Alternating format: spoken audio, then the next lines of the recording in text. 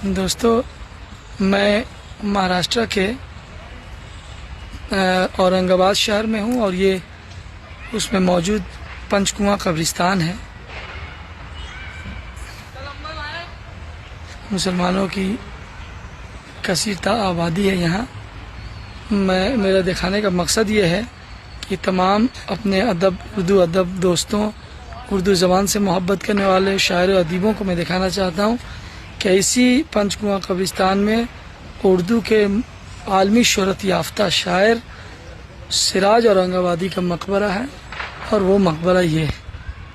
तो आप लोग इसकी ज़ियारत कर लें। ये देखें, ये सिराज औरंगाबादी का मकबरा।